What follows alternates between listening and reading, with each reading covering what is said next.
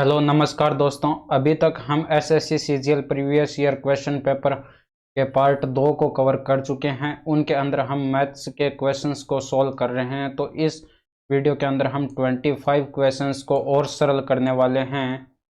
और यह क्वेश्चन जो है यहाँ पर 1 दिसंबर 2022 को आपको ये एग्ज़ाम हुआ था, उसके थर्ड शिफ्ट के ये क्वेश्चन उठाए गए हैं। ठीक है, पर थर्ड शिफ्ट के ये क्वेश्चन उठाए गए हैं। और इन क्लासेस की पीडीएफ जो है आपको टेलीग्राम चैनल पर मिलती रहेगी, तो वहाँ से पीडीएफ आप डाउनलोड कर पाएंगे। चलिए हम मूव करते हैं अपने एक नंबर क्वेश्चन की ओर। तो इस क्वेश्चन के अंदर देखिए यहाँ पर दिया गया है, निम्न तालिका का अध्ययन कीजिए और उसके बाद नीचे दिए गए प्रश्न का उत्तर दीजिए। तो यहाँ पर उस स्कूल का नाम दे रखा है, नामांकित विद्यार्थियों की कुल संख्या दे रखी है, फिर नामांकित विद्यार्थियों का प्रतिशत जिन्होंने जीव विज्ञान को चुना है वो दे रखा है, और जीव विज्ञान को चुनने वाले छात्र और छात्राओं का अनुपात दे रखा है आपको। तो स्कूल बी और स्कूल डी में जीव विज्ञान को चुनने वाले छात्राओं की संख्या का अनुपात कैलकुलेट करना है, यानी कि छात्राओं की संख्याओं का अनुपात आपको बताना है। तो इसके अंदर आप यहाँ पर देख पाएंगे कि बी स्कूल, और यहाँ पर बी स्कूल के अंदर देखिए, बी स्कूल के अंदर छात्र और छात्राओं यानी कि बॉयज़ एंड गर्ल्स का रेशियो आपको दे रखा है। कितना दे रखा है? बी स्कूल के अंदर देखिए 5:7 दे रखा है, 5:7 दे रखा है। और यहाँ पर अगर हम टोटल संख्या कैलकुलेट करें तो यहाँ पर 12 होगी, बॉयज़ एंड गर्ल्स की संख्या 12 होगी। और इसके अलावा यहाँ पर डी स्कूल की बात करें तो यहाँ पर आपको 3:9 दिखाई दे रहा है, बॉयज़ एंड गर्ल्स की संख्या का अनुपात, बॉयज़ एंड गर्ल्स की संख्या का अनुपात 3:9 आपको दिखाई पड़ रहा है। और इनका भी टोटल बॉयज़ एंड गर्ल्स की संख्या देखें तो टोटल 20 है। और यहाँ पर ये देखिए टोटल संख्या यहाँ पर आपको दे रखी है बी स्कूल के अंदर, टोटल छात्र और छात्राओं की संख्या 400 दे रखी है। तो यहाँ पर 400 का ये प्रतिशत में दे रखी है। नामांकित विद्यार्थियों का प्रतिशत जिन्होंने जीव विज्ञान को चुन रखा है, तो जीव विज्ञान को चुनने वाले छात्रों का प्रतिशत दे रखा है इतने प्रतिशत, 400 का इतना प्रतिशत छात्र जो है जीव विज्ञान को चुनते हैं। तो 400 का आप प्रतिशत कैलकुलेट कर लीजिए। यहाँ पर 400 का प्रतिशत कैलकुलेट करेंगे कितना, 36% कैलकुलेट करेंगे तो 36 डिवाइडेड बाय 100, 2 0 से 2 0 आपका कैंसिल हो जाएगा, और 36 को 4 से मल्टीप्लाई कराएंगे तो 144 आएगा। और इसकी वैल्यू आपके पास हो जाएगी 12 की वैल्यू हो जाएगी, यानी कि 144। और ये 144 कितने गुना दे रखा है? 12 का, 12 गुना दे रखा है। और इसी तरह से यहाँ पर इस स्कूल के अंदर देखिए यहाँ पर 800 छात्र दे रखे हैं, 800 छात्र दे रखे हैं, और 18% छात्र जो है वो भाग लेते हैं किसमें? जीव विज्ञान के अंदर। तो 800 का 18% कैलकुलेट इसके अंदर करेंगे 18/100, और 2 0 से 2 0 यहाँ पर भी कैंसिल आउट हो जाएगा, और 18 8 144, यानी कि इनकी संख्या भी टोटल 144 आ चुकी है। ये भी 12 का कितना गुना है? 12 गुना ही है। तो यहाँ पर बॉयज़ एंड गर्ल्स की दोनों स्कूलों के अंदर संख्या कैलकुलेट करें तो कितनी आएगी? यहाँ पर देखिए 7 का 12 गुना हो जाएगा, 7 का 12 का गुना, 7 का 12 गुना कितना होता है? 84। और यहाँ पर 9 का 12 गुना कर दीजिए, 9 का 12 गुना 108। तो यहाँ पर जो हमें कैलकुलेट करना है गर्ल्स की यानी कि छात्राओं का अनुपात कैलकुलेट करना है, छात्राओं की संख्या का अनुपात कैलकुलेट करना है। तो यहाँ पर हमारे पास हो जाएगा आंसर के अंदर बी, जो गर्ल्स की संख्या है बी स्कूल के अंदर, उनका अनुपात कैलकुलेट करना है गर्ल्स की संख्या जो कि डी स्कूल के अंदर है उनके साथ। तो यहाँ पर 84 संख्या आई थी ऊपर, बी स्कूल में 84 लड़कियां थी और इसके अंदर 108 थी, और 12 से डिवाइड करेंगे तो यानी कि 12 7 84 और 12 9 108, 7:9, यानी कि 7:9 आपका राइट आंसर हो जाएगा। यहाँ पर कंप्लीट आपको समझा कर लिख दिया गया है। अगर आप कैलकुलेशन थोड़ा सा फास्ट करते हो तो ये कुछ कैलकुलेशंस आप स्किप कर सकते हो। यहाँ पर आपको डायरेक्ट ही 12 गुना दिखाई दे रहा है, दोनों 12 गुना है। तो यहाँ पर डायरेक्ट 7:9 दिखाई दे रहा है, तो ये वाली कैलकुलेशन आपको करने की ज़रूरत ही नहीं थी। तो ये इसका शॉर्टकट भी हो जाएगा। और इस क्वेश्चन के अंदर देखिए, निम्न आकृति से x plus y plus z ज्ञात करें। तो यहाँ पर देखिए, अगर आप 120 डिग्री दे रखा है टोटल, तो ये कोण कितना हो जाएगा, ये वाला कोण हो जाएगा आपका 60 डिग्री का। टोटल 180 डिग्री होता है, तो 180 में से 120 माइनस करेंगे तो 60 डिग्री बच जाएगा। तो यानी कि ये कोण आ चुका है आपका 60 डिग्री। तो अब यहाँ पर x plus y plus z, इन तीनों कोणों का योग आपको ज्ञात करना है। तो यहाँ से y की वैल्यू भी कैलकुलेट कर सकते हैं। इन दोनों कोणों का योग 110 डिग्री और 160 डिग्री हो चुका है। तो 180 डिग्री में से 170 डिग्री हो चुका है। 170 डिग्री 180 में से माइनस करेंगे तो 10 डिग्री बचेगा, यानी कि y की वैल्यू 10 डिग्री आ जाएगी। और x प्लस जेड, यानी कि x प्लस जेड, और ये वाला कोण यहाँ पर देखिए, ये वाला कोण आपका हो सकता है यहाँ पर टोटल देखिए 110 का ये हो चुका है, तो 70 डिग्री बच जाएगा। यानी कि 70 डिग्री 180 में से माइनस करेंगे तो x प्लस जेड की वैल्यू आ जाएगी यहाँ पर आपके पास 110 डिग्री। और इसमें y को ऐड करेंगे भाई, x प्लस जेड के अंदर, तो x प्लस जेड की 110 आ चुकी है और y की वैल्यू आपके पास 10 डिग्री आ चुकी है। तो x प्लस तीनों को ऐड कर दीजिए, x plus z plus y is equal to 110 degree और प्लस का 20 डिग्री और 10 डिग्री। तो यहाँ पर आपके पास 120 डिग्री राइट आंसर आ जाएगा direct, is equal to 120 degree. देखिए यहाँ पर ये भी करवाने की आपको ज़रूरी नहीं थी, यहाँ पर डायरेक्ट ये पूरा त्रिभुज बनता हुआ दिखाई दे रहा है, डायरेक्ट ये वाला त्रिभुज यहाँ से लेकर यहाँ तक। और इस त्रिभुज के अंदर ये वाला कोण देखिए यहाँ पर 60 डिग्री आ चुका है। तो x plus y plus z, इन तीनों कोणों का योग बराबर होगा 180 डिग्री में से माइनस करेंगे 60 डिग्री, तो आपके पास 120 डिग्री बच जाएगा। तो यहाँ पर डायरेक्ट ये वाला इतना करने की ज़रूरी नहीं थी, डायरेक्ट आपका 120 डिग्री आ रहा था। तो वो आप पे डिपेंड करता है कि आप कैलकुलेशन किस तरह करते हैं। आप जितनी ज़्यादा स्मार्ट तरीके से काम में लेंगे उतना ज़्यादा आपका टाइम बचेगा। तो मूव करते हैं अपने क्वेश्चन नंबर 3 की ओर। तो इस क्वेश्चन के अंदर देखिए, आपको दिया गया है 27 की पावर 27 प्लस 27 के मान को 28 से विभाजित किया जाता है, तो शेषफल आपको कैलकुलेट करके बताना है। तो यहाँ पर 27 की पावर 27 और प्लस 27 को डिवाइड किया गया है 28 से। तो यहाँ पर देखिए 28 में दोनों के नीचे लिख सकता हूँ 27 की पावर 27 बटे 28 और प्लस 27 बटे 28 और इज इक्वल टू, यहाँ पर देखिए 27 को 28 से डिवाइड करेंगे तो नेगेटिव, यहाँ पर नेगेटिव रिमाइंडर -1 बचेगा। नेगेटिव रिमाइंडर आपको पता होगा क्या होता है। यहाँ पर देखिए, जैसे कि मैं लिखूँ यहाँ पर 14/5 लिख दूँ, ठीक है। तो 14 3 15, यानी कि पूरा पूरा जा सकता है। यदि ऊपर वाली संख्या 15 होती तो कितने की कमी है, 1 की कमी है, तो -1 यहाँ पर नेगेटिव रिमाइंडर होगा।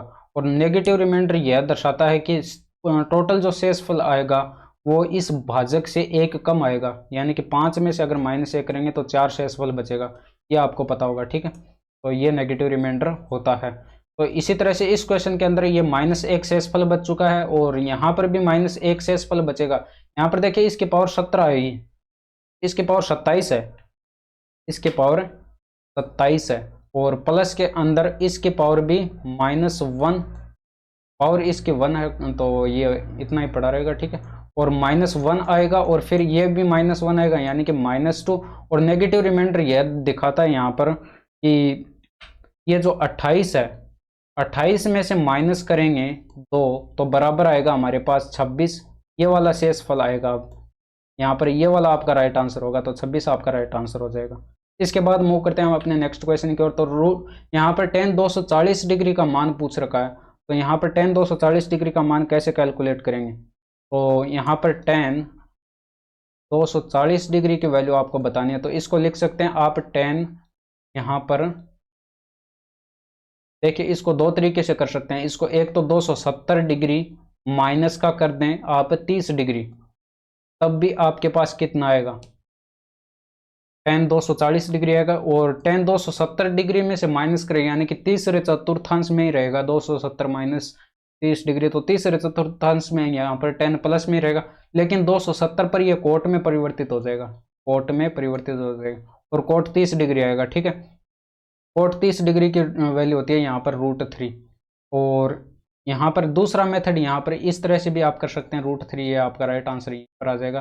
दूसरा मेथड भी यहाँ पर आपको बता देता हूँ। दूसरा मेथड आप इस तरह से कर सकते हैं। यहाँ पर यदि आप टेन यहाँ पर लिखें 180 डिग्री में प्लस करें 60 डिग्री, तब भी तो 240 डिग्री होता है। तो यहाँ पर ये टेन 180 डिग्री पर अब टेन पलटेगा नहीं, क्योंकि 180 डिग्री पर टेन कोट में परिवर्तित नहीं होता, और टेन 60 डिग्री आएगा, और टेन 60 डिग्री की वैल्यू होती है √3। तो इस तरह से भी आपका ये √3 ही आंसर आएगा। तो यहाँ पर दो मेथड आपको बता दिए। और अगर आपको ये पता नहीं है तो एक बार के लिए इसको भी देख लीजिए। यहाँ पर देखिए ये इस तरह से चतुर्थांश को डिवाइड किया जाता है, और ये 0 डिग्री होता है, 0 डिग्री पर x होता है, और ये 90 डिग्री पर, और ये फिर 180 डिग्री पर हो जाता है, और ये 270 डिग्री, और टोटल यहाँ पर फिर से आता है तो 360 डिग्री का कोण पूरा केंद्र पर बन जाता है। तो यहाँ पर अगर देखें तो इसके अंदर ऑल पॉजिटिव होंगे, सभी त्रिकोणमितीय अनुपात क्या होंगे, पॉजिटिव होंगे, ऑल पॉजिटिव। और इसके अंदर साइन और कोसेक ही पॉजिटिव होंगे, साइन और कोसेक ये दो ही पॉजिटिव होंगे। और इसके अंदर टेन और कोट ही पॉजिटिव होंगे, बाकी सारे नेगेटिव होंगे। और इसके अंदर कोस और शेक पॉजिटिव होंगे, बाकी सारे नेगेटिव होंगे। तो ये आपको पता रहना चाहिए। और 90 डिग्री और 270 डिग्री पर ही ये आपस में चेंज होते हैं। यहाँ पर देखिए जैसे कि टेन कोट में परिवर्तित हो गया, साइन कोस में परिवर्तित हो जाता है। तो इस तरह से ये 90 डिग्री और 270 डिग्री पर ही परिवर्तित होते हैं। मूव करते हैं अपने नेक्स्ट क्वेश्चन की ओर।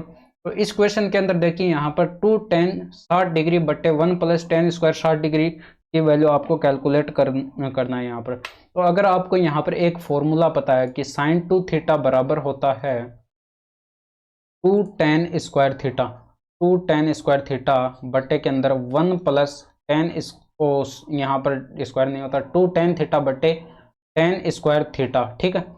ये फॉर्मूला यहाँ पर होता है। ये फॉर्मूला अगर पता है तो आपका एक झटके के अंदर आंसर यहाँ पर कैलकुलेट होकर आ जाएगा। तो यहाँ पर थीटा की वैल्यू कितनी दे रखी है, थीटा की वैल्यू यहाँ पर दे रखी है 60 डिग्री। तो यहाँ पर 60 डिग्री अप्लाई करेंगे तो यहाँ पर साइन 60 डिग्री आएगा भाई, इसके बराबर ये साइन 60 डिग्री हो जाएगा।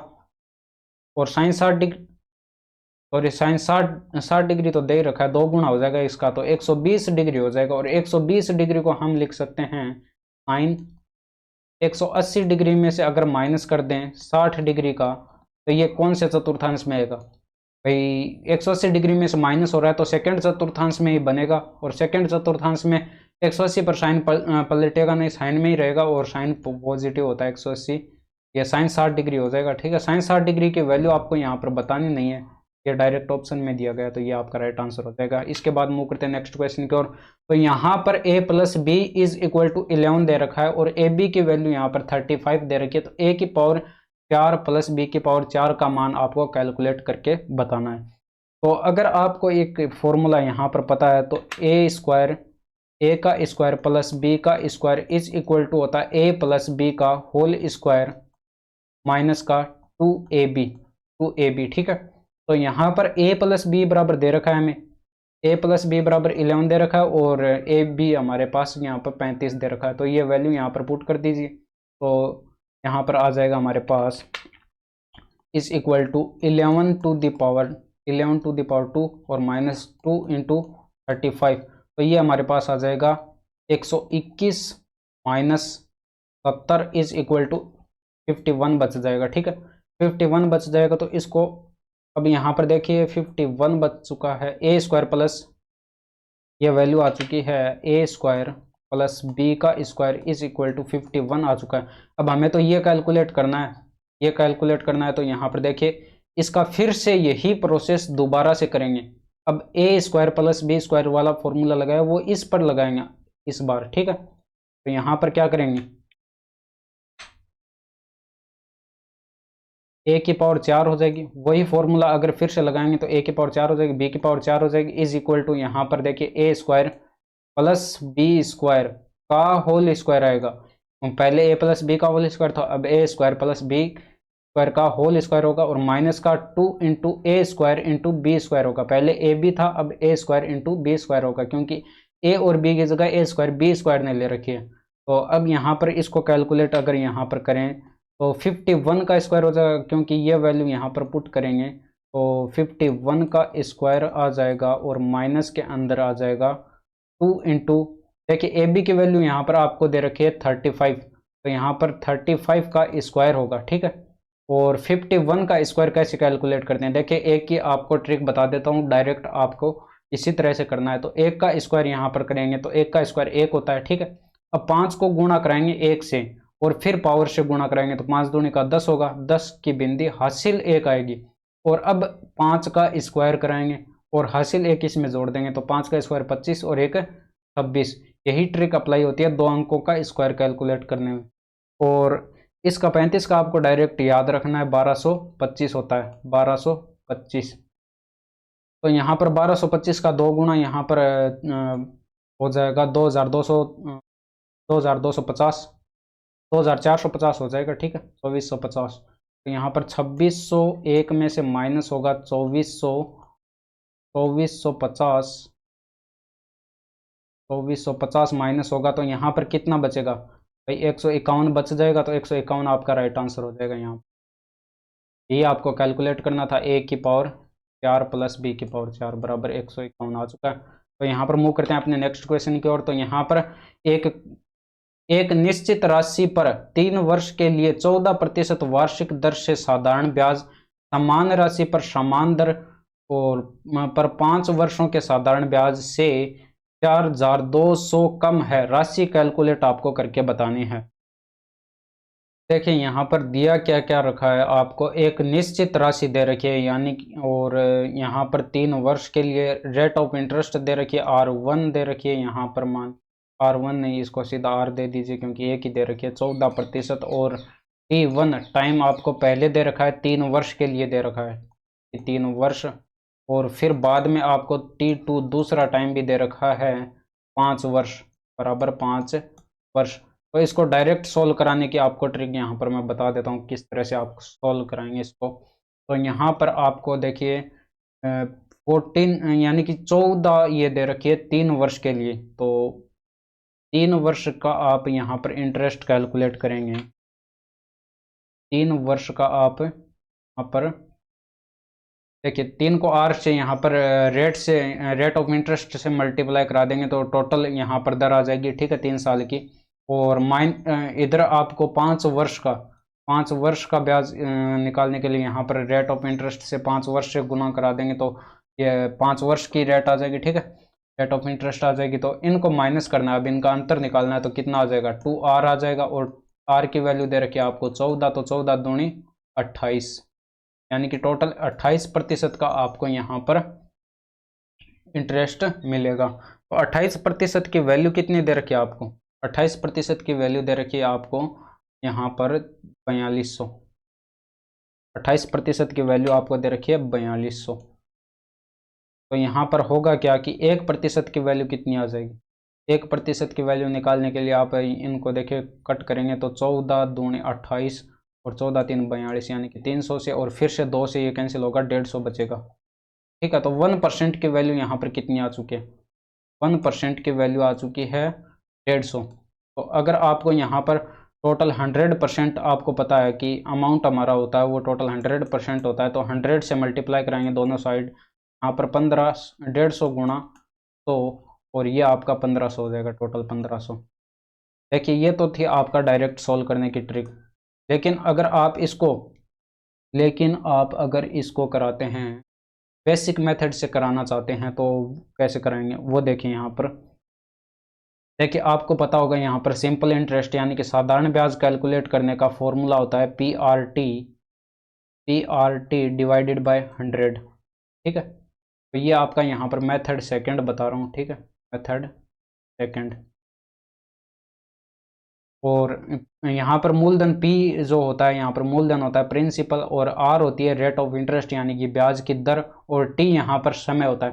तो ये फॉर्मूला लगाकर अगर आप इस क्वेश्चन को सॉल्व करना चाहते हैं तो इसको इस तरह से करिएगा कि यहाँ पर आपके पास P जो है यहाँ पर इंटरेस्ट जो है सेम दे रखा है दोनों वर्षों के लिए, ठीक है, 3 वर्ष और 5 वर्ष के लिए अलग अलग जो सेम दे रखा है। और रेट ऑफ इंटरेस्ट 14 दे रखी है और ये 3 वर्ष के लिए दे रखा है, ठीक है। तो 3 वर्ष का साधारण ब्याज आप निकालेंगे तो इतना आएगा, ठीक है। और एक साइड आप इस तरह से कैलकुलेट कर लीजिए कि वही धन है और 14% ब्याज पर दिया गया है और 5 वर्ष के लिए दिया गया है, बटे के अंदर 100 लगाएंगे, ठीक है। और ये जो इस बार है वो पहले आया था वो इससे कितना कम है भाई, 4200 कम है। ये क्वेश्चन के अंदर बता रखा है, क्वेश्चन के अंदर बता रखा है इससे 4200 कम है। तो इसको आप सोल्व कराइएगा, ठीक है। इसको आप सोल्व कराएंगे तो पी की वैल्यू कितनी आ जाएगी, यहाँ पर 1500 आ जाएगी। इस तरह से आप इस क्वेश्चन को सोल्व करा सकते हैं। मूव करते हैं अपने नेक्स्ट क्वेश्चन की ओर। तो इस क्वेश्चन को पढ़िए। यहाँ पर देखिए, नीचे दिया गया वृत्त चित्र 8 विभिन्न कंपनियों द्वारा बेची गई बाइक की संख्या को दर्शाता है। इन सब, देखिए यहाँ पर अगर आपको यहाँ पर ढंग से दिखाई नहीं पड़ रहा है तो मैं एक बार के लिए इसको जूम कर देता हूँ। तो यहाँ पर दिया गया है, नीचे दिया गया वृत्त विभिन्न चित्र 8 विभिन्न कंपनियों द्वारा बेची गई बाइक की संख्या को दर्शाता है। इन सभी 8 कंपनियों द्वारा बेची गई बाइक की कुल संख्या आपको दे रखी है 2000 है, और एक विशिष्ट कंपनी द्वारा बेची गई बाइक की संख्या को इन सभी 8 कंपनियों द्वारा बेची गई बाइक की कुल संख्या के प्रतिशत के रूप में दर्शाया गया है। तो आपको कैलकुलेट क्या करके बताना है इसके अंदर। देखिए यहाँ पर पी, क्यू, आर तथा एस द्वारा बेची गई बाइक की औसत संख्या और टी, यू, वी तथा डब्ल्यू द्वारा बेची गई बाइक की औसत संख्या के बीच का अंतर बताना है। तो देखिए यहाँ पर औसत और कैलकुलेट करना है, फिर उसका अंतर कैलकुलेट करके बताना है। तो डायरेक्ट अंतर आपको कैलकुलेट यहाँ पर नहीं करना है।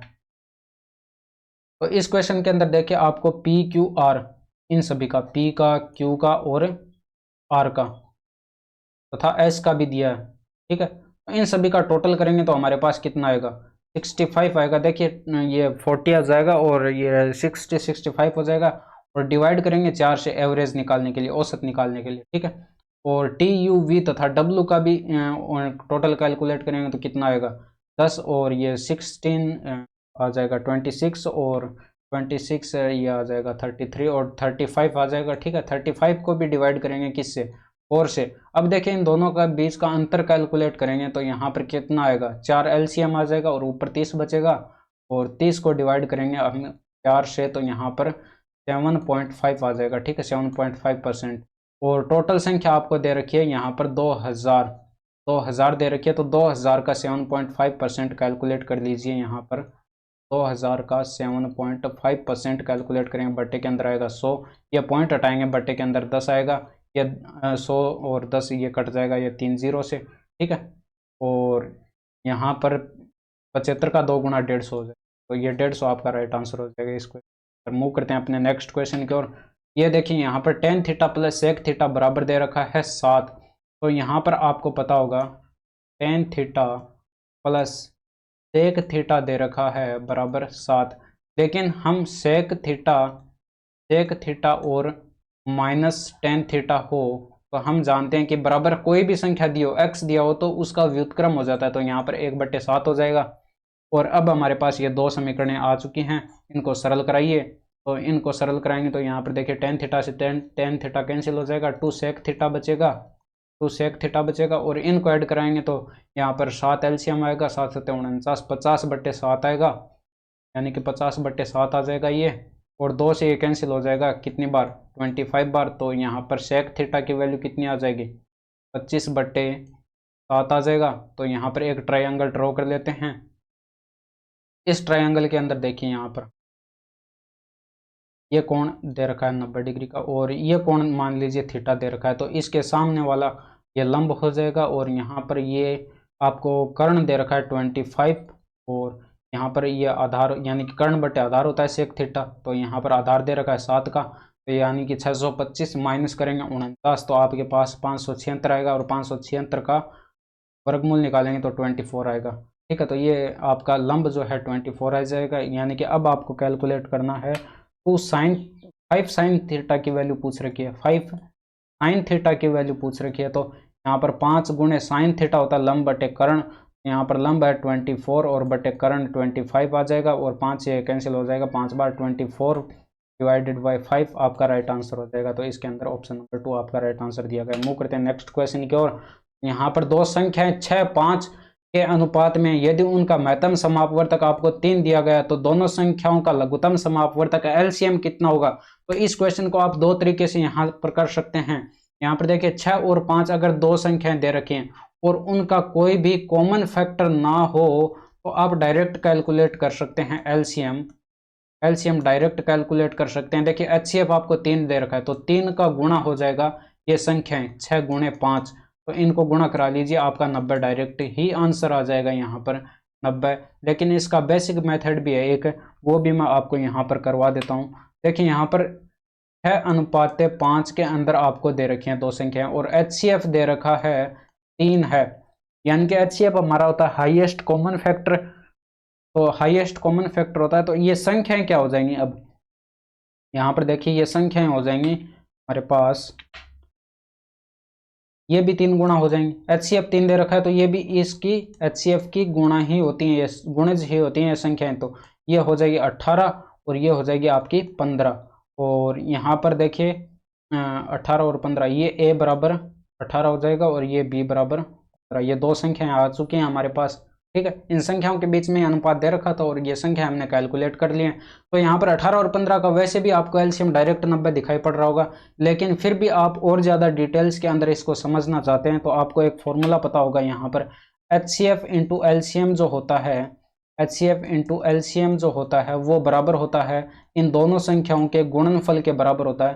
तो यहाँ पर हमारे पास एचसीएफ दे रखा है 3, एचसीएफ दे रखा है हमारे पास 3 दे रखा है एचसीएफ 3 दे रखा है, गुणे एलसीएम कितना, एलसीएम हमें कैलकुलेट करना है तो बराबर ए गुणे बी, ए और बी हमने कैलकुलेट कर लिए हैं 18 गुणे 15 और 18 ये 3 से कट जाएगा कितनी बार, 6 बार, और 15 6 90, यानी कि एलसीएम हमारा अभी भी 90 ही आया है। तो इस तरह से भी आप इस क्वेश्चन को सोल्व कर सकते हैं। चलिए मूव करते हैं फटाफट से नेक्स्ट क्वेश्चन की ओर। तो इस क्वेश्चन के अंदर यदि 450 पुरुष एक अपार्टमेंट का निर्माण 20 दिनों में पूरा कर सकते हैं तो उसी कार्य को 30 दिन में पूरा करने के लिए कितने पुरुषों की आवश्यकता होगी। तो इसको कैलकुलेट करने के लिए आपको एक पता होगा कंसेप्ट का, यहाँ पर यदि हमें टोटल वर्क कैलकुलेट करना हो तो हम क्या करते हैं, मैन की संख्या को मल्टीप्लाई करते हैं दिनों की संख्या को, यानी कि एमडी। अब टोटल वर्क हमें देखिए यहाँ पर 450 पुरुष हैं, 450 पुरुष हैं और कितने दिन तक काम करते हैं, यानी कि मैन की संख्या और गुणा करा देते हैं दिनों की संख्या से, तो गुणे 20 और इस इक्वल टू, यहाँ पर देखिए एक बार इस इक्वल टू रहने दीजिए, यहाँ पर देखिए तो उसी कार्य को 30 दिनों में पूरा करने के लिए, यानी कि 30 दिन तो हमें पता है लेकिन कितने पुरुषों की आवश्यकता होगी तो पुरुष हमें पता नहीं है, वो हम एम मान लेते हैं। तो यहाँ पर भी टोटल वर्क आएगा, यहाँ पर भी टोटल वर्क आएगा और दोनों जगह टोटल वर्क तो आपस में बराबर ही होगा ना। तो यहाँ पर अब कट कर देते हैं, देखिए 0 से 0 डायरेक्ट कट हो जाएगा, इस 0 से कट कर दीजिए, ठीक है। और 3 से ये कट हो जाएगा कितनी बार, 15 बार, ठीक है। और 15 दूने 30, यानी कि मैन की संख्या आ गई टोटल 300।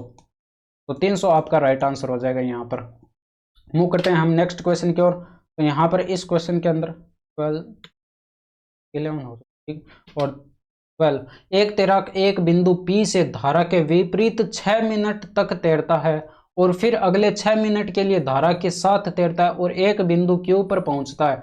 यदि P और Q के बीच की दूरी 120 मीटर है तो धारा की चाल आपको कैलकुलेट करनी है। देखिए इस क्वेश्चन को यहाँ पर मैं डायग्राम से समझाऊंगा, एकदम डिटेल्स के अंदर समझाऊंगा, आपको ध्यान से समझना है और एग्जाम में इस तरीके से बिल्कुल भी नहीं करना, आपको डायग्राम नहीं बनाना है, क्योंकि वहां पर आप बुक तो छाप नहीं रहे हो, वहां पर आपको आप किसी भी मेथड से करें, एग्जामिनर आपसे ये तो पूछने वाला है नहीं कि आपने किस मेथड से क्वेश्चन को सोल्व किया, उसे तो आपका राइट आंसर चाहिए, चाहे आप किसी भी तरीके से क्वेश्चन को करें। तो यहाँ पर मैं आपको पूरा डिटेल के अंदर समझाऊंगा, ठीक है। तो देखिए यहाँ पर मैं पानी की चाल मान लेता हूँ, देखिए यहाँ पर धारा की चाल है, मैं यहाँ पर पहले मान लेता हूँ, ये मान लीजिए कोई धारा बह रही है, ठीक है, धारा रही है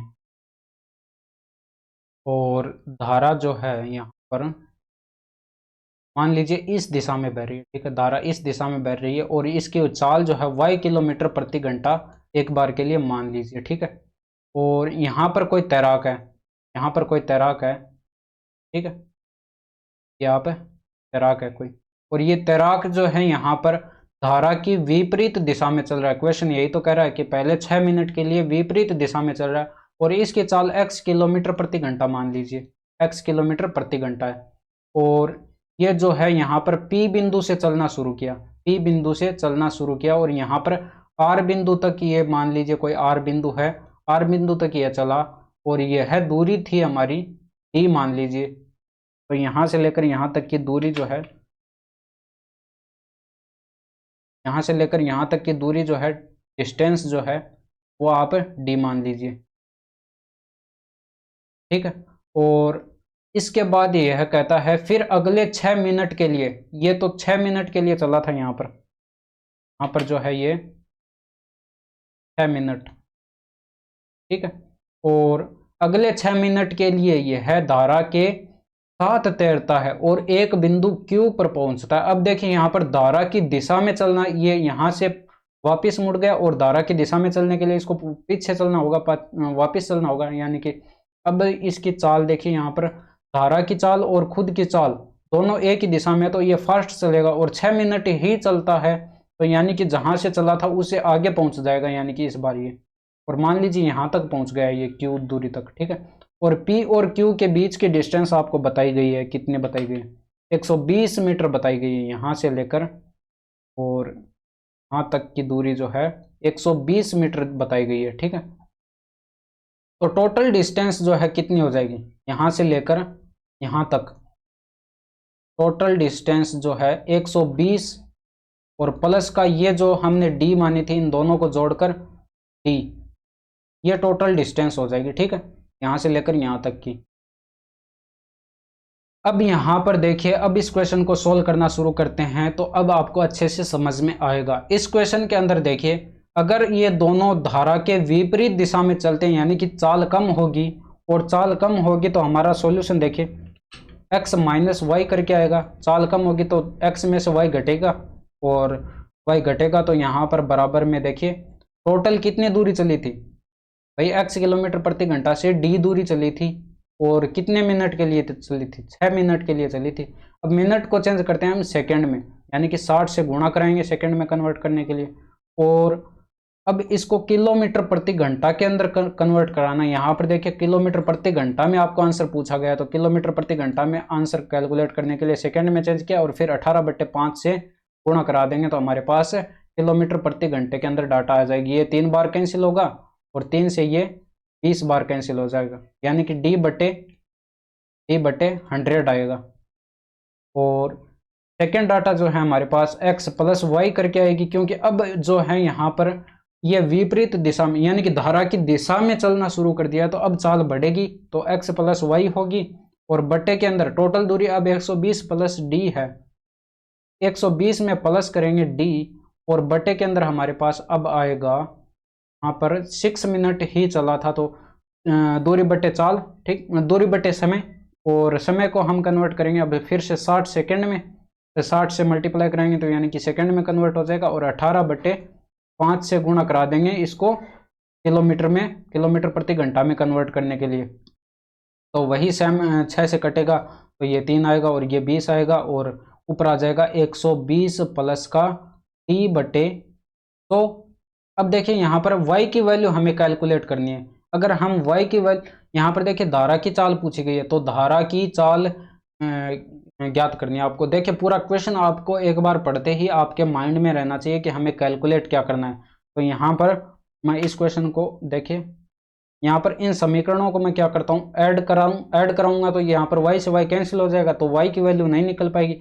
यहाँ पर देखिए यहीं पर आपका दिमाग लगाना है कि y की वैल्यू कैसे कैलकुलेट होगी। तो यहाँ पर अगर मैं समीकरणों को घटा दूं तो चिन्ह चेंज होंगे, और अब x से x कैंसिल हो जाएगा और -2y, y बच गया ना, तो अब y की वैल्यू हमारे पास आ जाएगी। और बराबर में देखिए ये d प्लस में होगा, d/100 माइनस, और ये ऊपर होगा 120 माइनस का d, और बटे में, सॉरी ये प्लस का d था, बटे में 100, और यहाँ पर 100 एलसीएम आएगा, 100 आपका लघुत्तम आएगा, और ऊपर d से d कैंसिल हो जाएगा, ब्रैकेट के अंदर जाएगा माइनस, तो माइनस का d होगा, और ये d से d कैंसिल हो जाएगा, यानी कि माइनस का 120 बचेगा ऊपर और बटे के अंदर 100। अब देखिए 2 से ये माइनस से माइनस कैंसिल हो जाएगा, और 2 से ये कैंसिल होगा कितनी बार, 60 बार कैंसिल हो जाएगा। तो y की वैल्यू आपके पास कितनी आ चुकी है, y की वैल्यू आ चुकी है 60/100, और 100 का भाग लगाएंगे तो 0.6 किलोमीटर प्रति घंटा के अंदर ये आपके पास आंसर आ जाएगा। तो ये ऑप्शन नंबर 4 जो है आपका राइट आंसर हो जाएगा। मूव करते हैं अपने नेक्स्ट क्वेश्चन की ओर। तो यहाँ पर 13 नंबर क्वेश्चन देखिए, एक वस्तु पर 15% और 12% की दो क्रमागत छूट किस एकल छूट के बराबर होंगे। तो एकल छूट आपको कैलकुलेट करनी है। तो एकल छूट कैलकुलेट करने का आपको फॉर्मूला बताया गया था कि x प्लस वाई, दो छूट क्रमागत x और y की छूट हो तो x plus y minus x y और बट्टे के अंदर 100 करते हैं तो हमारे पास एकल छूट आ जाती है। तो यहाँ पर दो क्रमागत छूट 15 और 12 की दी गई है। यहाँ पर सोल्व कर दीजिए, 15 प्लस 12, 15 प्लस 12 और माइनस का 15 गुणा 12 और बटे के अंदर तो आएगा। और इस क्वेश्चन को सॉल्व करेंगे तो यहाँ पर 27 माइनस 1.8 आएगा, ये 180/100 1.8 आएगा। और 27 में से माइनस करेंगे 1.8 को तो आपके पास यहाँ पर 25.2 आंसर आ जाएगा। ठीक है, 25.2% आपका राइट आंसर होगा। यहाँ पर मूव करते हैं अब नेक्स्ट क्वेश्चन की ओर। तो इस क्वेश्चन के अंदर देखिए, आकृति में ए बी बराबर दे रखा है, यहाँ पर ए बी बराबर दे रखा है ए डी के, यानी कि 7-7 सेंटीमीटर दे रखा है, और ए सी बराबर दे रखा है ए ई के, ए सी बराबर दे रखा है ए ई के। और यहाँ पर हो तो ई डी की लंबाई कैलकुलेट करनी है, और बी सी बराबर ये 11 सेंटीमीटर दे रखा है। ठीक है, यह आपको दे रखा है बी सी बराबर 11 सेंटीमीटर, यह आपको 11 सेंटीमीटर दे रखा है। ठीक है, और ये दो कोण आपको पता है यहाँ पर शीर्षाभिमुख कोण होंगे, शीर्षाभिमुख कोण होने के कारण ये आपस में बराबर होंगे। और यहाँ पर दो भुजाएं बराबर दे रखी हैं, दो एक कोण बराबर हो गया। तो यहाँ पर एस ए एस सर्वांग क्षमता कसौटी से हम क्या कह सकते हैं, सर्वांग क्षमता नियम से हम कह सकते हैं कि त्रिभुज एबीसी जो है, त्रिभुज एबीसी है वो सर्वांगक्षम है त्रिभुज ए डी ई के, ए डी ई के, यानी कि ये दोनों त्रिभुज आपस में सर्वांगक्षम है। और सर्वांगक्षम त्रिभुजों के सभी पार्ट्स, सभी भुजाएं, सभी कोण आपस में क्या होते हैं, बराबर होते हैं। तो ये वाली आपकी, ये वाली भी कितनी हो जाएगी, 11 सेंटीमीटर ही हो जाएगी। और ऑप्शन नंबर आपका 4 राइट आंसर हो जाएगा। तो इस क्वेश्चन के अंदर कुछ करने की जरूरत ही नहीं, अगर आपको कंसेप्ट पता है तो डायरेक्ट आंसर पर टिक करना था। इसके बाद यहाँ पर ए किसी काम को पूरा करने में बी से 4 गुना अधिक या सी से 5 गुना अधिक समय लेता है। एक साथ काम करते हुए वे 4 दिन में काम समाप्त कर सकते हैं। बी अकेले कितने दिन में काम पूरा कर सकता है, ये कैलकुलेट आपको करके बताना था। तो इसको कैसे कैलकुलेट करेंगे, देखिए यहाँ पर देखिए मैं मान लेता हूं कि ए जो है क्वेश्चन के अंदर दिया ही गया है, ये ए जो है वो बी से 4 गुना अधिक टाइम लेता है। ठीक है, 4 का बी से 4 गुना टाइम लेता है। और ए जो है या फिर सी का 5 गुना टाइम लेता है। ठीक है, तो यहाँ पर मैं मान लेता हूँ एक बार के लिए कि ए ने मान लीजिए एक दिन का समय लिया, ए ने मान लीजिए 1 दिन का समय लिया। तो यहाँ पर बी का कितना हो जाएगा, बी का समय कितना हो जाएगा, इससे कैलकुलेट कर लेंगे भाई। बी बराबर 1/4 आ जाएगा, ए की वैल्यू 1 रखेंगे तो बी बराबर 1/4। तो यानी कि बी 1/4 का दिन, 1/4 दिन का समय लेगा। और यहाँ पर सी की वैल्यू हम रखेंगे तो यहाँ पर देखिए सी की वैल्यू हम यहाँ से कैलकुलेट करेंगे तो यहाँ पर हमारे पास 1/5 आएगा, ये बराबर 1/5। तो ये 1/5 दिन का समय ले रहा है। अब देखिए इनका एलसीएम कैलकुलेट करना है हमें। तो एलसीएम, अगर आपने एचसीएफ और एलसीएम पढ़ रखा है तो वहाँ से आपको पता होगा कि भिन्नों का हम एचसीएफ और एलसीएम कैसे कैलकुलेट करते हैं। भिन्नों का एलसीएम आपको ऊपर वालों का सभी का एलसीएम कैलकुलेट करना है और नीचे वालों का एचसीएफ कैलकुलेट करना है, यानी कि अंश का एलसीएम और हर का एचसीएफ आपको कैलकुलेट करना है। तो यहाँ पर ऊपर 1 दे रखा है और 1 का एलसीएम सभी का 1 ही होगा। और बट्टे के अंदर एचसीएफ कैलकुलेट करना है तो 1, 4 और 5 का एचसीएफ यानी कि हाईएस्ट कॉमन फैक्टर जो है 1 ही होगा। और 1/1 हमारा आंसर 1 ही आएगा। तो अब इसके अंदर देखिए 1 के अंदर इस 1 यूनिट आ चुका है, टोटल काम 1 यूनिट आ चुका है। अब यहाँ पर इनकी क्षमता कैलकुलेट करेंगे। तो क्षमता को कैलकुलेट करने के लिए देखिए यहाँ पर 1 का भाग देंगे 1 के अंदर तो इसकी क्षमता 1 आएगी। और बी की क्षमता कैलकुलेट करने के लिए 1 के अंदर भाग देंगे 1/4 का, तो 4 ऊपर चला जाएगा तो यहाँ पर 4 इसकी क्षमता आएगी और इसकी 5 क्षमता आएगी। अब यहाँ पर देखिए दिया गया क्वेश्चन के अंदर कि तीनों मिलकर ए प्लस बी प्लस सी तीनों मिलकर 4 दिन तक काम करते हैं, तो चारों इन तीनों की एफिशिएंसी को ऐड करना है, जोड़ना है, तो 1 + 4 + 5 कितना हो जाएगा 10 और गुणे 4 टोटल काम कितना आ जाएगा 40 यूनिट आ जाएगा। 40 यूनिट टोटल काम आ चुका है। तो बी अकेला कितने दिन में काम करेगा भाई, यहाँ पर बी अकेला कितने दिन में काम करेगा कैलकुलेट कर सकते हैं। तो 40/4 करेंगे तो हमारे पास 10 दिन राइट आंसर आ जाएगा। इतना करना था आपको। तो ये क्वेश्चन नंबर 1 है। और इसके बाद मूव करते हैं अपने नेक्स्ट क्वेश्चन की ओर। तो यहाँ पर देखिए 16 नंबर क्वेश्चन को देखिए। तो 16 नंबर क्वेश्चन जो है आपका, एक त्रिभुज दे रखा है एबीसी। एक त्रिभुज एबीसी में कोण बीएसी का समद्विभाजक रेखा बीसी को डी पर काटता है। तो एक त्रिभुज ड्रॉ कर लेते हैं। यहाँ पर एक त्रिभुज अगर हम यहाँ पर एक ड्रॉ करें एबीसी, एबीसी, तो यहाँ पर बीएसी कोण जो है इसका समद्विभाजक खींचना है। एक का समद्विभाजक रेखा बीसी को बिंदु डी पर काटता है। रेखा बीसी को बिंदु डी पर काटता है। यदि बीडी बराबर 6, यहाँ पर देखिए बीडी की आपको यहाँ पर दे रखी है 6 इकाई, और यहाँ पर इसकी बीसी की टोटल दे रखी है आपको कितनी 14 इकाई। तो यहाँ पर ये 6 घटाएंगे 14 में से, तो ये 8 इकाई बच जाएगा। और यहाँ पर जब भी कोई यहाँ पर समद्विभाजक, जो कोण का समद्विभाजक है, उसका आपको यहाँ पर एक थ्योरम पता होगी। ये कोण देखिए जब दोनों बराबर हो, समद्विभाजक हो, तो यहाँ पर ए बी अपॉन ए सी इसका रेशियो कैलकुलेट करना हो, ए बी बट्टे ए सी का रेशियो कैलकुलेट करना हो, यह बराबर होता है बी डी। ये समद्विभाजक रेखा जो है इस जिस भुजा को समद्विभाजित करती है उस भुजा का अनुपात, यहाँ पर बी डी बट्टे डी सी। ठीक है, तो ये बराबर आ जाएगा आपके पास 6/8 और 3/4 आपका राइट आंसर, यानी कि 3:4 आपका राइट आंसर हो जाएगा। इसके बाद नेक्स्ट क्वेश्चन को देखिए। यहाँ पर इस क्वेश्चन के अंदर दे रखा है एक महिला का व्यय और बचत का अनुपात, यानी कि एक्सपेंडिचर और जो सेविंग है उसका अनुपात आपको दे रखा है। तो यहाँ पर मैं लिख देता हूँ कि एक्सपेंडिचर जो है, खर्च जो है, यहाँ पर व्यय है वो है, और यहाँ पर सेविंग जो है यानी कि बचत है, उनका अनुपात आपको दे रखा है 5:1।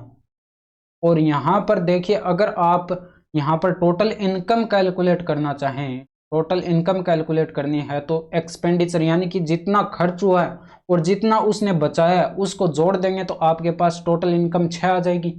और अब आपको दिया गया है कि इस इनकम को देखिए, उसकी आय यानी कि इनकम को 10% से बढ़ा दिया जाता है। अब देखिए यहाँ पर इनकम जो है उसको 10% से बढ़ा दिया जाता है। तो 6 का 10% कितना होगा 0.6, और 6 में ऐड करेंगे तो 6.6। और इसके अंदर देखिए इसका एक्सपेंडिचर जो है, एक्सपेंडिचर आपको दिया गया है कि 20% से बढ़ा दिया जाता है, 20% से बढ़ा दिया जाता है। तो यहाँ पर 5 का 20% कितना होगा 1 होगा, यानी कि 20% की फ्रैक्शन वैल्यू 1/5, और 5 से 5 कैंसिल हो जाएगा, 1 आएगा, और 5 में 1 ऐड करेंगे तो 6 होगा। ठीक है, और अब सेविंग जो है, बचत कैलकुलेट करेंगे। तो बचत कैसे कैलकुलेट करेंगे, टोटल इनकम में से घटा दीजिए खर्च को, एक्सपेंडिचर को घटा दीजिए, तो 6.6 में से 6 घटाएंगे तो 0.6 बचेगा। और 0.6 1 से कितना कम हो चुका है, आपको यहाँ पर दिखाई पड़ रहा होगा कि 0.4 माइनस हो चुका है पहले की तुलना में। पहले की तुलना में कितना माइनस हो चुका है 0.4। तो प्रतिशत वैल्यू आपको कैलकुलेट करनी है अब, तो आप कैलकुलेट कर सकते हैं भाई। प्रतिशत वैल्यू आपको कैलकुलेट करनी है, तो 0.4 की प्रतिशत वैल्यू कितनी हो जाएगी, यहाँ पर बटे के अंदर 1, क्योंकि 1 के ऊपर कमी हुई है इतने की, और गुणे कराएंगे 100 से। अब देखिए यहाँ से पॉइंट हटाएंगे तो बटे के अंदर गुणे 10 आएगा, 1 0 से 1 0 कैंसिल हो जाएगा, और 4 को 10 से मल्टीप्लाई कराएंगे तो 40% आपका राइट आंसर आ जाएगा। इसके बाद मूव करते हैं अपने नेक्स्ट क्वेश्चन की ओर। तो इस क्वेश्चन के अंदर देखिए, किसी बर्तन में 25 लीटर दूध है, इस बर्तन से 5 लीटर दूध निकाल कर उसके स्थान पर पानी मिला दिया जाता है। यह प्रक्रिया पुनः 2 बार दोहराई जाती है, अब उस बर्तन में कितना दूध है, यानी कि पहले जो दूध था उसमें से उसका 5 लीटर, अब 25 का 5 लीटर कितना होता है 1/5 भाग होता है। ठीक है, यानी कि 1 में से 1/5 भाग निकाल दिया गया है, और यह प्रक्रिया एक बार तो दोहराई जा चुकी है। ठीक है, 2 बार और दोहराई जा चुकी है। 2 बार और दोहराई जाती है तो यानी कि टोटल कितना होगा, 3 टाइम्स हो गया, तो पावर 3 लगाएंगे। और ये कितना था टोटल, 25 था, 25 से मल्टीप्लाई करा दीजिए। इसको सोल्व कीजिए, सोल्व करते आपका आंसर आ जाएगा, यानी कि ये 4/5 आएगा। तो 64 बट्टे क्यूब करेंगे तो 64/125 और गुणे 25, और 25 से ये 5 बार नीचे कैंसिल आउट हो जाएगा, 5 टाइम्स कैंसिल हो जाएगा। और 5 का भाग लगाएंगे 64 के अंदर तो ये 12.8 लीटर आ जाएगा, 12.8 है। इसके बाद मूव करते हैं क्वेश्चन नंबर 19 की ओर। कपिल एक मोबाइल सचिन को 15% लाभ पर बेचता है। इस क्वेश्चन के अंदर देखिए, और सचिन पुनः इसे रोहित को 12% के लाभ पर बेच देता है। यदि रोहित 322 रुपए का भुगतान करता है तो कपिल के लिए उस मोबाइल का क्रय मूल्य कितना है, ये आपको कैलकुलेट करके बताना है। यहाँ पर देखिए मैं मान लेता हूँ कपिल को के से डिनोट करता हूँ यहाँ पर, ठीक है, कपिल को के से। और कपिल के लिए इसका सेलिंग प्राइस जो है, सेलिंग प्राइस सीपी जो है, कैसे कैलकुलेट करेंगे वो देखिए। यहाँ पर 15% का लाभ होता है। देखिए यहाँ पर आप 100 भी मानकर इसको कैलकुलेट कर सकते हैं तो वो थोड़ा सा ज़्यादा आपका कैलकुलेटिव हो जाएगा। लेकिन अगर आपको 15% की यहाँ पर फ्रैक्शन वैल्यू आपको पता है, 15% की यहाँ पर फ्रैक्शन वैल्यू अगर आपको पता है, 15% फ्रैक्शन वैल्यू होती है यहाँ पर 3/20, ठीक है, 3/20, यानी कि 20 अगर उसका सीपी था कपिल का, और उसने बेच दिया किसको, उसने बेच दिया सचिन को बेच दिया, यानी कि एस से मैं सचिन को लिखूंगा, सचिन को बेच दिया। और ये एस पी है यानी कि सेलिंग प्राइस, और 3 अधिक में बेचा तभी तो 3 का प्रॉफिट होगा। 20 में 3 ऐड करा दीजिए तो 23 में बेच दिया, ठीक है।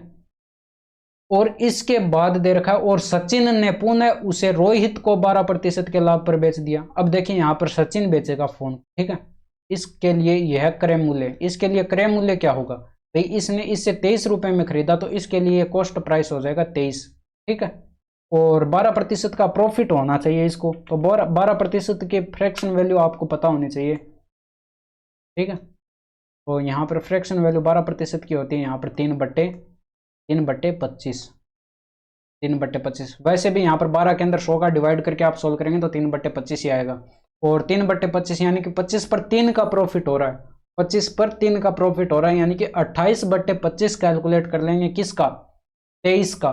तो हमारे पास रोहित का जो यहाँ पर रोहित के लिए जो है क्रय मूल्य होगा, लेकिन इसके लिए सचिन के लिए सेलिंग प्राइस है जो वो कैलकुलेट हो जाएगा, ठीक है। यह रोहित को बेचेगा कितने में, कितने में बेचेगा, एसपी कैलकुलेट, ये 23 का कैलकुलेट करेंगे कितना, यहाँ पर देखिए 25 पर 3 का प्रॉफिट हो रहा है तो 28/25 कैलकुलेट करेंगे तब होगा, ठीक है।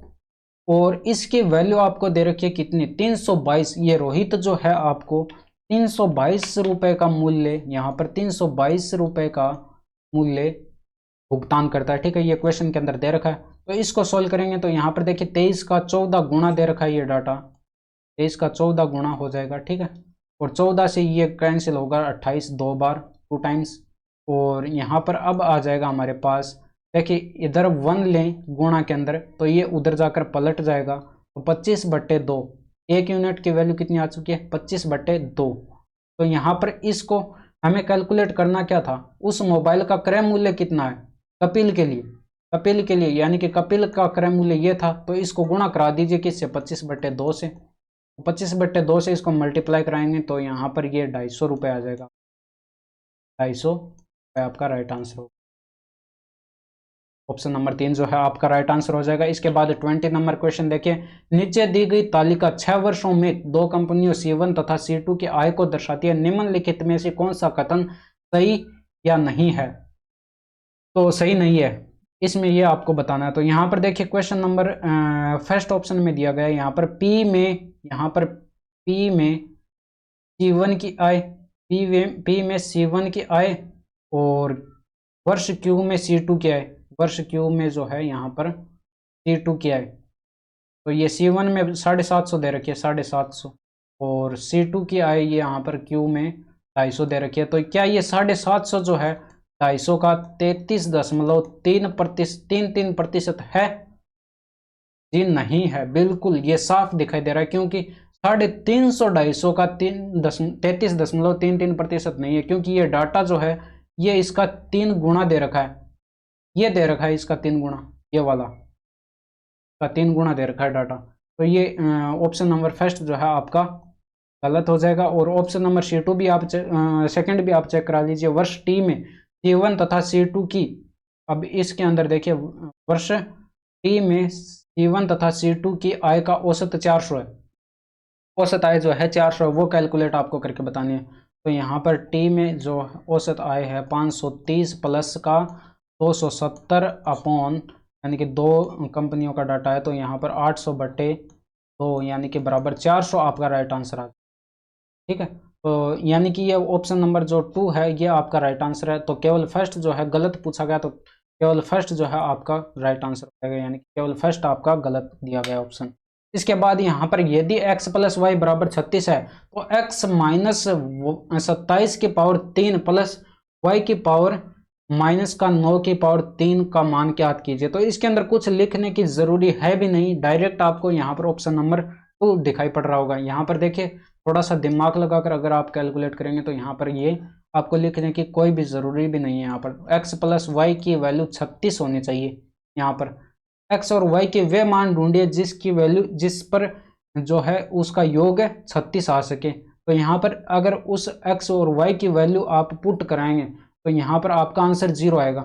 अब यहाँ पर देखिए x और y में भी आपको अपना दिमाग थोड़ा सा यूज करना है। यहाँ पर देखिए x और y की वैल्यू अगर आप कुछ भी रखेंगे और उनका योग 36 आना चाहिए, और वो वैल्यू आप अगर यहाँ पर रखेंगे तो आंसर तो 0 आएगा, लेकिन वो थोड़ा कैलकुलेटिव ज़्यादा हो जाएगा।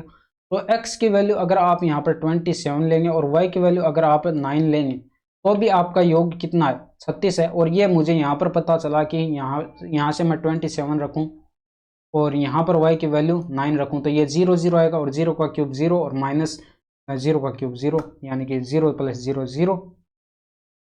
इसके बाद क्वेश्चन नंबर 22 देखें। दिया गया बार ग्राफ 2003 के दौरान विभिन्न व्यय शीर्षों के तहत एक कंपनी के व्यय का प्रतिशत वितरण दर्शाता है। तो प्रतिशत खर्च आपको कैलकुलेट करके बताना है। तो यहाँ पर यदि ऋण पर ब्याज, यहाँ पर देखिए ऋण पर ब्याज यहाँ पर दिया गया है, ठीक है। ऋण पर ब्याज की राशि 3.15 करोड़ दे रखी है, ठीक है। तो वेतन करों, यहाँ पर देखिए वेतन का डाटा यहाँ पर है, कर का डाटा यहाँ पर करों, और बुनियादी ढांचे यहाँ पर दिया गया डाटा। तो यहाँ पर इन तीनों की वैल्यू अगर हम कैलकुलेट करें, इसकी और एक इसकी, तो कितना आएगा देखिए 20 10 30 और 20 50% आएगा, ठीक है। 50% आएगा, यानी कि 50% कैलकुलेट करना है हमें। और यहाँ पर यह दे रखा है आपको इसका 17.5% की वैल्यू दे रखी है आपको, कितना 3.15 करोड़ दे रखी है आपको, 3.15 करोड़। तो यहाँ पर 1% की वैल्यू कैलकुलेट कर लीजिए। तो 1% की वैल्यू कैलकुलेट करेंगे तो यहाँ पर 3.15 और बटे के अंदर आएगा क्या 17.5, आगे एक 0 लगा लीजिए, कोई फर्क नहीं पड़ेगा, और दशमलव से दशमलव को कैंसिल कर दीजिए यहाँ से, ठीक है। तो आपके पास अब डाटा बचेगा 315 बटे और यहाँ पर बचेगा 1750। अब देखिए यहाँ पर 50% की वैल्यू हमें कैलकुलेट करनी थी। यहाँ पर हमें 50% की वैल्यू कैलकुलेट करनी थी। तो 50% की वैल्यू कैलकुलेट करने के लिए 50 से दोनों साइड मल्टीप्लाई कराएंगे। तो इधर भी मल्टीप्लाई करा दिया और इधर भी मल्टीप्लाई करा दीजिए। तो 315 बटे 1750 गुणा 50, और ये 25 से कैंसिल होगा, दो बार कैंसिल हो जाएगा, और ये 7 बार 175 और आगे 0, ठीक है। तो यह हो चुका है, ठीक है।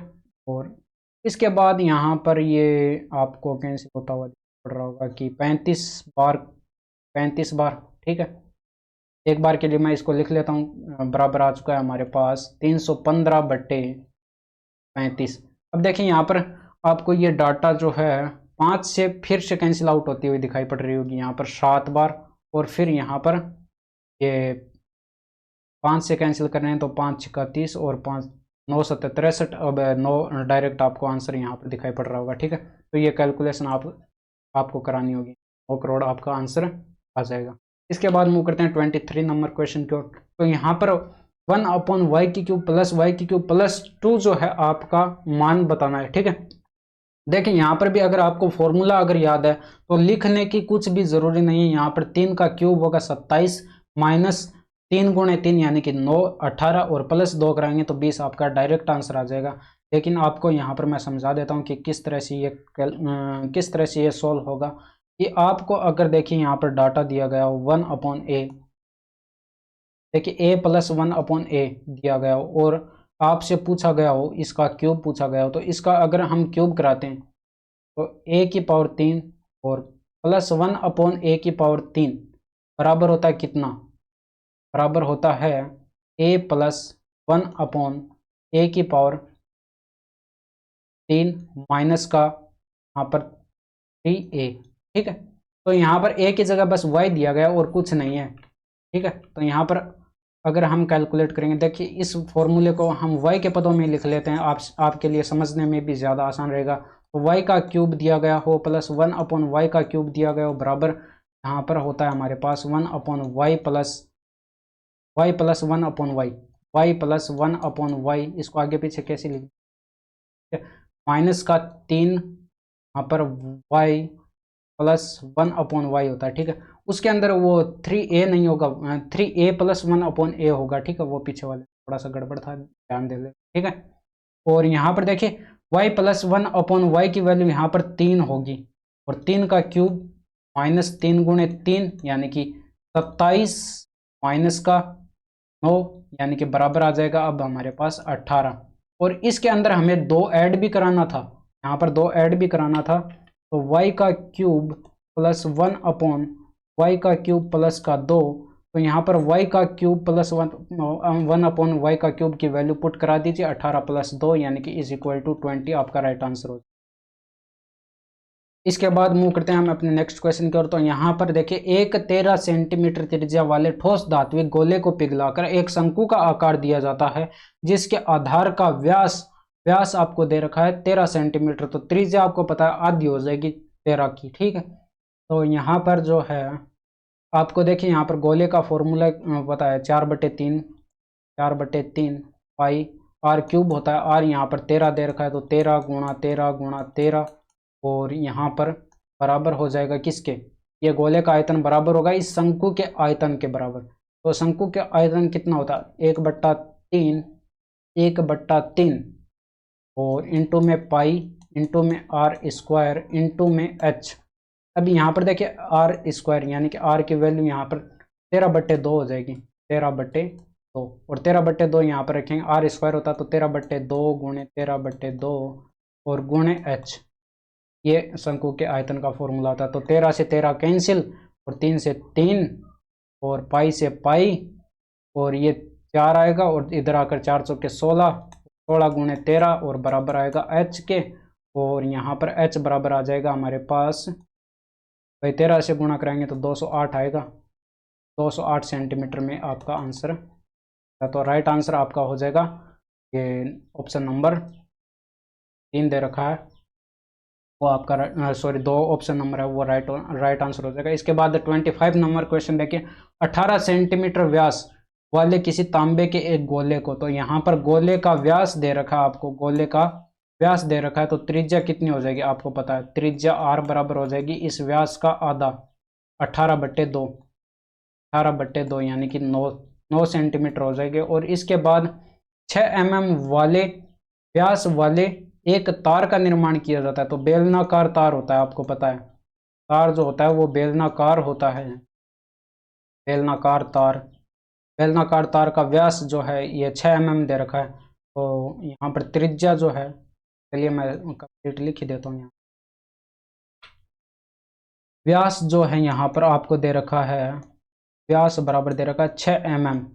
अब देखिए इसको सेंटीमीटर में कन्वर्ट करने के लिए 10 का भाग लगाएंगे तो 0.6 सेंटीमीटर में आ जाएगा, और 0.6 सेंटीमीटर में व्यास आ चुका है तो त्रिज्या जो है r बराबर कितनी हो जाएगी, त्रिज्या r1 ले लीजिए इसको या फिर r2 इसको ले लीजिए, तो ये आपके पास हो जाएगी कितनी 0.3, इसकी आधी हो जाएगी तो 0.3 सेंटीमीटर हो जाएगी। और 0.3 को हम इस तरह से भी लिख सकते हैं 3/10 यानी कि पॉइंट हटा दीजिए।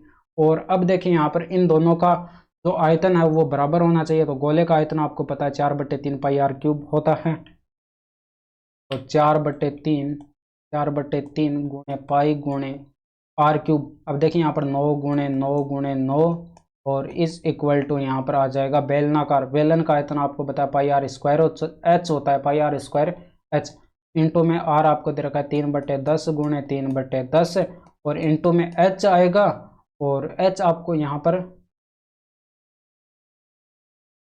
एक मिनट रुकी, तार का निर्माण किया जाता है, निर्मित तार की लंबाई कैलकुलेट करनी है। तो यहाँ पर एच एक तरह से लंबाई होगी।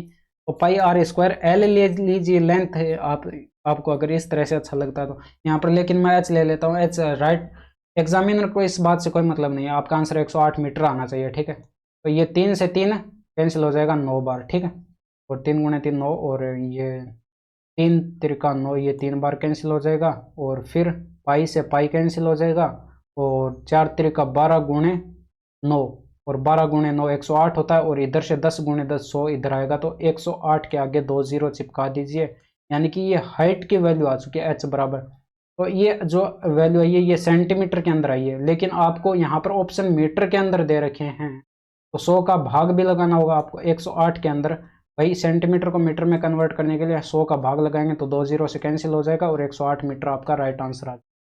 और ऑप्शन नंबर 4 जो है आपका राइट आंसर हो जाएगा। तो यहाँ तक आपके पूरे 25 क्वेश्चंस कंप्लीट हो चुके हैं और अभी तक आपके 3 पार्ट्स कवर हो चुके हैं, थर्ड शिफ्ट के भी कवर हो चुके हैं। नेक्स्ट वीडियो के अंदर हम फोर्थ शिफ्ट के क्वेश्चंस को सॉल्व करेंगे। तो that's all for today. Thank you, धन्यवाद, बाय बाय, टेक केयर।